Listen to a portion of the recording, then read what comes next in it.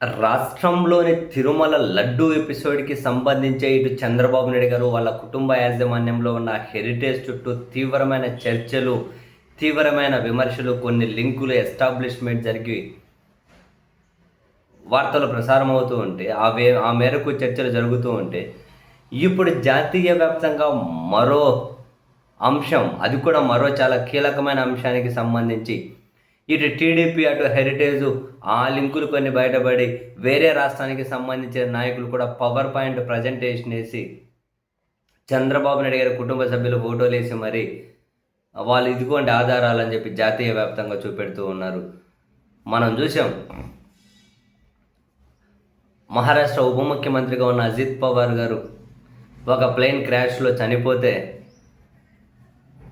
దాని వెనకల టీడీపీ ఉంది అని, ఆ ప్లేన్కి టీడీపీ వాళ్ళకి ఆర్థిక సంబంధాలు ఉన్నాయని వరుస పెట్టి విమర్శలు గుప్పించుకుంటూ, ఆరోపణలు గుప్పించుకుంటూ, అదిగో ఆధారాలను చూపించుకుంటూ వస్తున్న అజిత్ పవార్ గారి మేనల్లుడు, ఎమ్మెల్యే కూడా అయినటువంటి రోహిత్ పవార్ మరోసారి అసలు పవర్ పాయింట్ ప్రజెంటేషన్, ఆ క్రాష్కు గురైన ప్లేన్ ఏదైతే ఉందో విఎస్ఆర్, దానికి హెరిటేజ్కి మధ్య ఆర్థిక లావాదేవీలు ఉన్నాయి అని, ఆ కంపెనీ వెనకాల టీడీపీ నేతలు ఉన్నారు అని పవర్ పాయింట్ ప్రజెంటేషన్ చూపెడుతూ ఉన్నారు. అందుకనే రామ్మోహన్ నాయుడు విఎస్ఆర్ని కాపాడుతూ ఉన్నారు అని, అసలు విచారణ ముందుకు జరగనివ్వడం లేదు అని చాలా ఆశ్చర్యపోయే విషయాలు. బాబోయ్, చాలా విషయాలు చెప్పుకుంటూ వచ్చారు. బేసిక్గా విఎస్ఆర్ కంపెనీతో టీడీపీకి, హెరిటేజ్కి ఉన్న ఆర్థిక లావాదేవీలు, విఎస్ఆర్ ఈ కంపెనీకి చెందిన ప్లేన్ క్రాష్ మీద విచారణ ముందుకెళ్ళనివ్వడం లేదు అని, చంద్రబాబు కుటుంబ సంస్థ అయిన హెరిటేజు, విఎస్ఆర్ కంపెనీల మధ్య ఆర్థికపరమైన లావాదేవీలు ఉన్నాయని చెబుతూ ఆయన పవర్ పాయింట్ ప్రజెంటేషన్లో ఒక ఆధారం చూపెట్టారు. ఈ రెండు కంపెనీల మధ్య 2023 మార్చి 30న జరిగిన హైపోథెటికేషన్ ఒప్పంద పత్రం పక్కనే అంటే ఆ ఒప్పంద పత్రాన్ని చూపించారు. ఒప్పంద పత్రంలో పక్కనే చంద్రబాబు నాయుడు గారి కుటుంబ సభ్యులు, హెరిటేజ్లో డైరెక్టర్లుగా ఉన్నటువంటి వాళ్ళు, చంద్రబాబు గారు వాళ్ళ భార్య గారిని, వాళ్ళ కోడలు గారిని, అందులో ఇంకో డైరెక్టర్ అంటే సాంబశివరావు అని వాళ్ళ ఫోటోలుగా చూపించుకుంటూ ఆయన మీడియాకు ప్రజెంటేషన్ ఇస్తూ ఉన్నారు.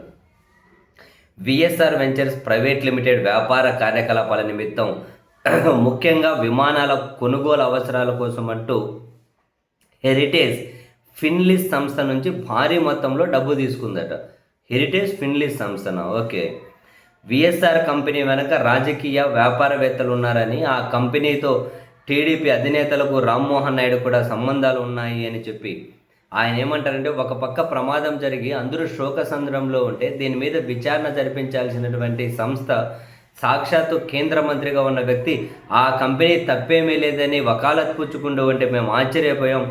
బాధ్యతాయుతమైన పదవిలో ఉండి ఇటువంటి స్టేట్మెంట్ ఎందుకు ఇచ్చారా అని చెప్పి మేము అనుమానం వచ్చి మొదలు పెడితే ఆ సంస్థ యొక్క, విఎస్ఆర్ సంస్థ ఓనర్ పెళ్లిలో టీడీపీ ముఖ్య నేతలందరూ కనిపించారని, అరే ఈ కంపెనీ వాళ్ళ పెళ్లిలో వాళ్ళెందుకు కనిపించారని చెప్పి ఆధారాల కోసం కూపి లాగితే వన్ బై వన్ వాళ్ళ మధ్య ఉన్నటువంటి లావాదేవీలు, వాళ్ళ మధ్య ఉన్నటువంటి వ్యవహారాలు మొత్తం బయటకు వచ్చాయని, అందుకనే రామ్మోహన్ నాయుడు లాంటి వ్యక్తి కేంద్ర మంత్రిగా ఉంటే విచారణ ముందుకు వెళ్ళదు కాబట్టి రాజీనామా చేయమని చెప్పి అడుగుతూ ఉన్నామని చెప్పి చాలా విషయాలు చెప్పారు ఆయన. హెరిటేజ్ సంస్థ నుంచి విఎస్ఆర్ కంపెనీకి 200 నుంచి 300 కోట్ల రూపాయలు ఫండింగ్ వచ్చిందని, అందుకే విఎస్ఆర్ కంపెనీ టీడీపీ, కేంద్ర మంత్రి రామ్మోహన్ నాయుడు కాపాడుతున్నారు అని, హెరిటేజ్కి విఎస్ఆర్కి మధ్య చాలా సంబంధాలు ఉన్నాయని, ఏపీ సీఎం చంద్రబాబు కుటుంబ సభ్యులు ఏమంటారు ఎన్బిఎఫ్సి అంటే నాన్ బ్యాంక్ ఫినాన్షియల్ ఇన్స్టిట్యూషన్లో ఉన్నారట. అవునా, మనకు తెలియదు. నాన్ బ్యాంక్ ఫినాన్షియల్ ఇన్స్టిట్యూషన్లో ఉన్నారట. మెజారిటీ షేర్ హోల్డర్లు కూడా వీళ్ళవే అట. వీళ్ళ నుంచే విఎస్ఆర్కి ఫండ్స్ వెళ్ళాయట. వీళ్ళ మధ్య ఇంతగా ఆర్థిక లావాదేవీలు ఉండబట్టే అజిత్ పవార్ ప్రమాద ఘటనపై విచారణ పారదర్శకంగా జరగట్లేదని, అందుకే రామ్మోహన్ నాయుడు రాజీనామా చేయాలని డిమాండ్ చేస్తున్నానంటూ చాలా చెబుతూ ఉన్నారు. ఈయన టీడీపీకి చెందిన కీలక వ్యక్తి అట.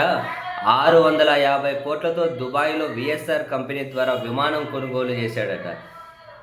టీడీపీకి చెందిన కీలక వ్యక్తి 650 కోట్లతో దుబాయ్లో విఎస్ఆర్ కంపెనీ ద్వారా విమానం కొనుగోలు చేశాడట.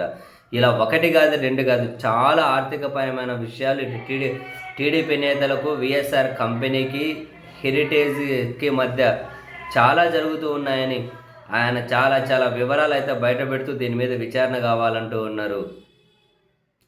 అంటే చాలా చెబుతూ ఉన్నారు ఈయన. ఇంకో విషయం కూడా చెప్పారు. ఇంధనానికి అవసరమైన కంటే ఎక్కువ పెట్రోల్ ట్యాంకులు టాయిలెట్ వెనక లగేజీ పెట్టే దగ్గర పెట్టారట ఆ విమానం క్రాష్ అయిన విమానంలో. అందుకే ఎక్కువ పేలుళ్ళు జరిగాయట. ఇంతకుముందు ఒక క్రికెటర్ విఎస్ఆర్ విమానంలో ప్రయాణిస్తున్నప్పుడు ఇంజన్లో తీవ్ర సమస్య వచ్చిందట. ఈ విషయాన్ని కూడా బయటకు రానివ్వలేదట.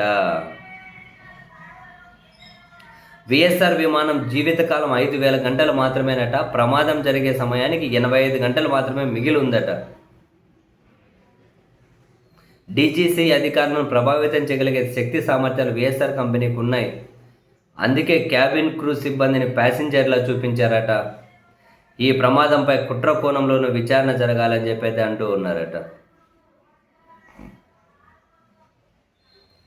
ఓరే ఇన్ని విషయాలు చెప్తూ ఉన్నారు ఈయన. వన్ బై వన్ చాలా విషయాలు చెబుతూ ఉన్నారు.